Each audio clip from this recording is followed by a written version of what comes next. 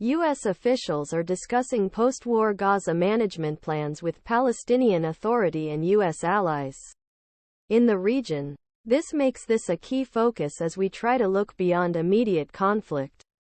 Secretary State Antony Blinken met with a delegation of Arab counterparts from Saudi Arabia, Qatar, Jordan, Turkey and Palestinian Authority on Friday afternoon. Here, Gaza issue was expected to be main topic discussion after Israeli attack. Shortly before the meeting began, the United States vetoed a UN resolution calling for an immediate ceasefire in Gaza. The draft version resolution submitted by the United Arab Emirates called for an immediate humanitarian ceasefire, the immediate and unconditional release of all hostages and the provision humanitarian access. According to draft copy, the USA had the sole veto. Britain abstained because the resolution did not condemn the Hamas attack on October 7. When war ends, U.S. officials have said they ultimately envision both Gaza and the West Bank being governed by a unified government led by revitalized Palestinian Authority.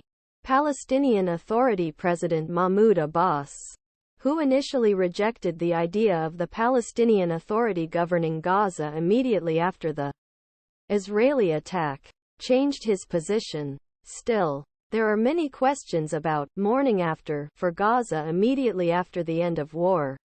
State Department spokesman Matt Miller said Wednesday the United States understands that there will be some kind of transition period in which Israeli forces will remain in Gaza after the end of combat operations. But it cannot be permanent. A Western diplomat told CNN that the Arab delegation had made clear in past meetings that they were not willing to work with an international force to provide security in Gaza after the war.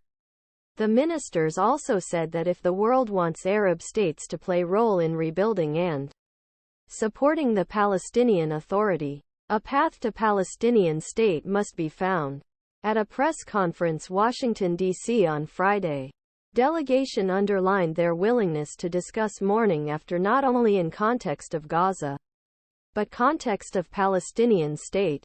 Jordanian Foreign Minister Ayman Safadi condemned Israel's attack on CNN, claiming that they would not play a role in international peacekeeping. We're all losing credibility, he told Jim Sciutto on CNN Newsroom on Max. We're losing credibility in front of our people because our own people look at us and say, okay, you want Israel to stop. Everyone is losing credibility. Moderation is losing credibility. The peace camp is losing credibility. So this is a danger that we have to take into account sooner or later. The delegation reiterated its call an immediate ceasefire in Gaza and criticized members of the international community, such as the United States, for not advocating a ceasefire. Privately, there is some consternation within ministration about reluctance of the United States Arab allies to play any role in post-war internatio.